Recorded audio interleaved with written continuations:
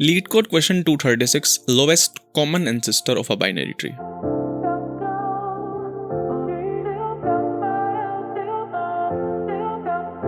आपको एक binary tree दिया जाएगा, ठीक है, एंड दो नोड्स गिवन होंगे पी एंड क्यू। देख रहे हो ना, एक रूट गिवन है and P and Q nodes given है। आपको क्या करना है, आपको पी एंड क्यू का कॉमन एंसेस्टर निकालना है। जैसे कि मान लीजिए पी ये है एंड क्यू क्या है ये, तो इन दोनों का कॉमन एंसेस्टर सबसे नजदीक वाला वो भी, ठीक है। अब 5 एंसेस्टर है 6 का, क्या 5 8 का एंसेस्टर है? नहीं है, ठीक है। 3 6 का एंसेस्टर है, ठीक है, और देखो 3 जो है वो 8 का भी एंसेस्टर है, तो इस केस में आंसर क्या होगा? 3 होगा। मान लेते हैं पी ये है एंड क्यू है हमारा ये, है ना, 6 और 2, तो बताइए क्या आंसर होगा? 5 होगा। Common ancestor, lowest common ancestor क्या है? 5 है, सही बात है। अब बताइए, मान लेते हैं पी है ये, है ना, 5 एंड क्यू है 4। अब बताइए, क्वेश्चन में लिखा हुआ है we allow a node to be descendant of itself, यानी कि 5 खुद का एंसेस्टर, मान लीजिए 5 खुद का एंसेस्टर हम कह सकते हैं। तो इस सिनेरियो में ये देखो 4 का एंसेस्टर कौन है? 5 हमें दिख रहा है, लेकिन 5 खुद का भी एंसेस्टर है यहाँ पर, तो कॉमन हो गया ना। 5 का एंसेस्टर क्या है? खुद 5, एंड 4 का एंसेस्टर भी क्या है? 5, तो आंसर क्या हो गया? 5 आ गया, सही बात है। एक और एग्जांपल देख लेते हैं, पी ये है 6 एंड क्यू है 4। बताइए सर, यहाँ पे 2 है, 4 का तो एंसेस्टर है लेकिन 6 का नहीं है, लेकिन 5 देखिए, 5 6 का भी एंसेस्टर है एंड 4 का भी एंसेस्टर है, तो आंसर 5 है यहाँ पे, ठीक है। स्टार्ट करते हैं, थोड़ा जूम इन कर लेते हैं एंड ये कहानी को हटाते हैं। सबसे पहले ऑब्वियसली हम करते हुए आए रूट के लिए सोल्व करते हैं। अगर मैंने आपको रूट ही नल दे दिया है तो आप क्या करोगे? कुछ नहीं करोगे सर, नल रिटर्न कर दोगे। क्या एंसेस्टर निकालना है? अगर ध्यान से सुनिएगा, अगर रूट इक्वल है पी के, बताऊंगा क्या लिख रहा हूँ, या फिर रूट इक्वल है क्यू के, जरूरी नहीं है कि पी लेफ्ट में ही हो और क्यू राइट में, ये तो ऑब्वियस है ना। अगर रूट जो मैंने आपको दिया है, ठीक है, मान लेते हैं ये, अगर मैंने आपको ये रूट दिया जो है ना, वो पी या फिर क्यू में से किसी के भी इक्वल आता है, जैसे कि मान लीजिए मैंने आपको 8 और 3 दे दिया है, 8 और 3, तो बताइए आंसर क्या आएगा? 8 और 3 केस में, 8 और 3 केस में बताइए 3 ही तो आएगा। 3 का एंसेस्टर है और 8 का भी एंसेस्टर है। या फिर मान लीजिए मैंने आपको दिया 5 और 3, 5 और 3 ये, तो आंसर क्या आएगा? 5 का एंसेस्टर 3 है एंड 3 का एंसेस्टर 3 है, तो यहाँ पे भी 3 आ रहा है। 3 और 4 बताइए, 3 एंड 4 का एंसेस्टर कौन है? 3 है। 3 का एंसेस्टर खुद कौन है? 3 है। कहने का मतलब है, देखो जब आपने पी और क्यू को 3 दे दिया है तो 3 का एंसेस्टर तो कुछ हो ही नहीं सकता उसके ऊपर, तो और उसके नीचे तो हो ही नहीं सकता, एंसेस्टर की बात हो रही है। तो अगर पी या फिर क्यू रूट के इक्वल आ जाता है तो आपको कुछ नहीं करना है ना, रूट रिटर्न कर देना है, राइट? सही बात है, तो सही बात है। अब देखिए, अगर रूट नल होता है तो हमने नल रिटर्न करा दिया। अगर रूट जो है, कुछ ऐसी सिचुएशन होती है कि पी या फिर क्यू के इक्वल आ जाता है तो हमने रूट रिटर्न करा दिया है। लेकिन अगर इनमें से कोई कंडीशन नहीं होती है सेटिस्फाई, तो बताइए, थोड़ा कॉम्प्लिकेट हो जाएगा, ठीक है, ध्यान से समझते हैं। हो सकता है आपको क्लिक नहीं की हुई चीज। हम क्या करते हैं जनरली, लेफ्ट में आंसर निकालते हैं, राइट में आंसर निकालते हैं, राइट, कि सर इसका आंसर निकाला, इसका आंसर निकाला, ऐसे कुछ करते थे अपन। ध्यान सोचिए, अगर मैं इसका आंसर निकालना चाह रहा हूँ, लेफ्ट वाले का, ठीक है, मैंने बोल दिया एल आंसर, और मैं निकाल रहा हूँ राइट वाले का आंसर, मैंने बोल दिया इसको आर आंसर, है ना। एल आंसर के लिए रूट का लेफ्ट में जाएंगे हम, है ना, रूट का लेफ्ट भेज देंगे इसमें,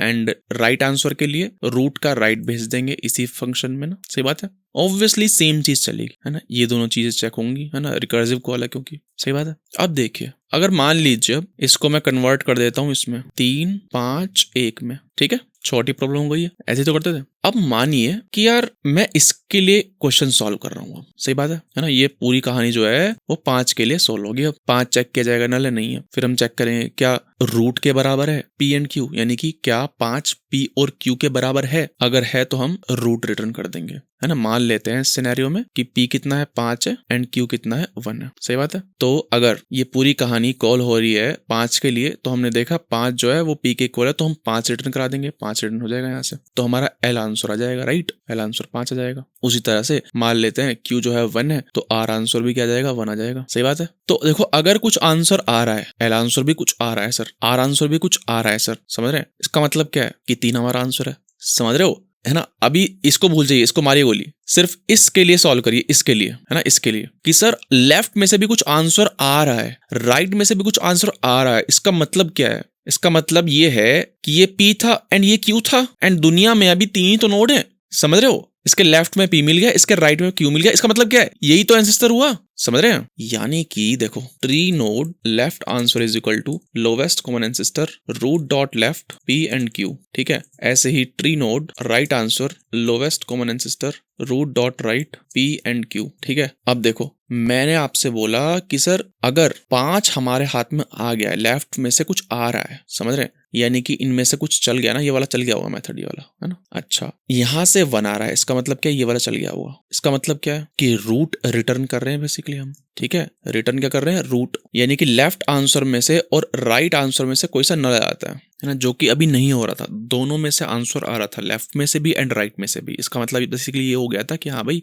हमारा आंसर जो है वो रूट है। सही बात है, क्योंकि लेफ्ट में भी मिल गया है कुछ ना कुछ पी या फिर क्यू, एंड राइट में भी मिल गया है कुछ ना कुछ पी और क्यू। इसका मतलब क्या है, 3 ही तो नोट थे, रूट आंसर आ गया मतलब। लेकिन अगर कोई सा नल हो जाता है तो उसके लिए देखेगा, मैं बताता हूँ कैसे करते हैं। आप देखिए, इस सिनेरियो के लिए है ना, एक दूसरा एग्जांपल देखते हैं। पी मेरा 6 है एंड क्यू मेरा 4 है, ठीक है। अब देखिए ध्यान से, सबसे पहली कॉल जो जाएगी 3 के लिए जाएगी ऑब्वियसली, नल नहीं है, नल नहीं है, ठीक है। पी और क्यू में से कोई इक्वल भी नहीं है 3 के, ठीक है, तो ये भी नहीं चलेगा। तो पहली लाइन क्या चलेगी, ये चलेगी। सेम फंक्शन कॉल होगा, रिकर्सिव कॉल होगी for left root dot left, है ना, यानी कि 5 के लिए अब सेम फंक्शन होगा, यानी कि रूट क्या है इस समय 5 है, पी एंड क्यू सेम होंगे ना, 6 और 4। 5 के लिए कॉल हो रहा है, क्या 5 के लिए कंडीशन सेटिस्फाई होगी, नहीं होगी, ये वाली नहीं होगी। फिर से लेफ्ट के लिए चल जाएगी, यानी कि 5 के लेफ्ट के लिए अब, ठीक है, 5 डॉट लेफ्ट के लिए सेम फंक्शन कॉल होगा। 6 के लिए कॉल हो रहा है, ठीक है, 6 के लिए कॉल हो रहा है। क्या 6 नल है, नहीं है। क्या 6 पी और क्यू में से किसी के इक्वल है, हाँ है, पी के बराबर है। इसका मतलब कि यहीं से रिटर्न हो जाएगा। सही बात है, तो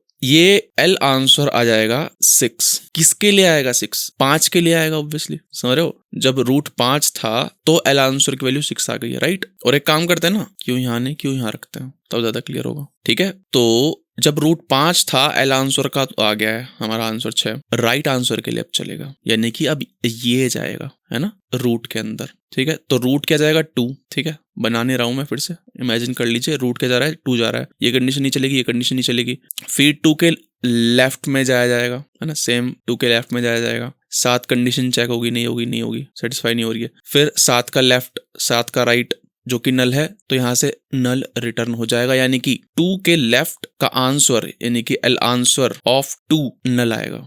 सिमिलरली 2 के राइट का आंसर भी नल आएगा। तो उसके लिए मानिए, है ना, मानिए कि यहां पर सब ट्री है, राइट, पी एंड क्यू यहीं पर है, मान लेते हैं पी एंड क्यू यहीं पर है दोनों। तो लेफ्ट आंसर कुछ आया होगा, लेकिन मानिए कि राइट आंसर क्या है, नल आया है। इसका मतलब क्या है, लेफ्ट आंसर कुछ आ गया है, राइट आंसर कुछ आया नहीं है। इसका बेसिकली मतलब यही है ना कि लेफ्ट आंसर को एक्सेप्ट करना है अपने को। सोच के देखिए, जब राइट में से कुछ आया ही नहीं है तो उसको मारो गोली। आंसर जब यहां से आ रहा है तो इसी को रिटर्न कराइए ना। बिगर पिक्चर देखिए, अब पी और क्यू जो है वो दोनों ही हमारे लेफ्ट सब ट्री में है। इसका मतलब क्या है, राइट से कुछ नहीं आएगा।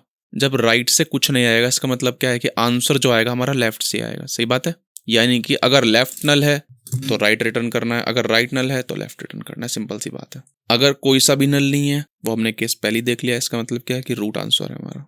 If left answer equal null, return r answer, else if r answer equal null, return l answer, है ना। अगर कोई सा भी नल नहीं है तो हमारा रूट रिटर्न हो ही रहा है, ठीक है। रन करते हैं, एग्जिट करते हैं यहाँ से, एक्सेप्ट हो गया, सबमिट करते हैं, सबमिट भी हो गया, है ना। स्पेस एंड टाइम दोनों ही बिग ऑफ एन है, ठीक है। तो हमने सिर्फ रूट के लिए सॉल्व किया। देखो, पहले अगर रूट नल है तो नल रिटर्न कर दीजिए। अगर रूट पी और क्यू के किसी में से एक के इक्वल है ना, तो रूट ही रिटर्न कर दीजिए, ठीक है।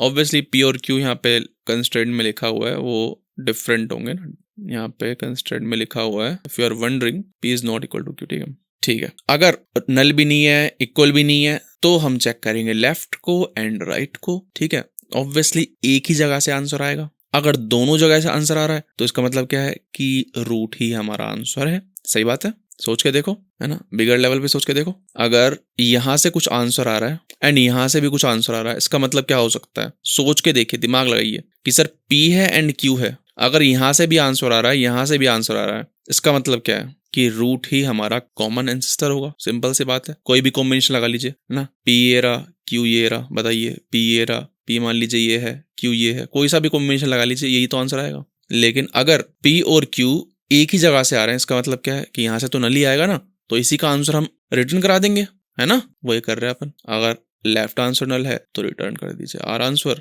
अगर राइट आंसर नल है तो लेफ्ट वाले का रिटर्न कर दीजिए, अगर कोई सा भी नल नहीं है जैसे मैंने आपको बताया, ठीक है। इसका मतलब क्या है कि रूट ही हमारा कॉमन एंसेस्टर है, रूट ही हमारा कॉमन एंसेस्टर है, ठीक है। हमने सिर्फ क्या किया है, हमने 3 नोड के लिए सॉल्व किया है एंड ऑटोमेटिकली पूरे ट्री के लिए सॉल्व हो जाएगा ये, ठीक है।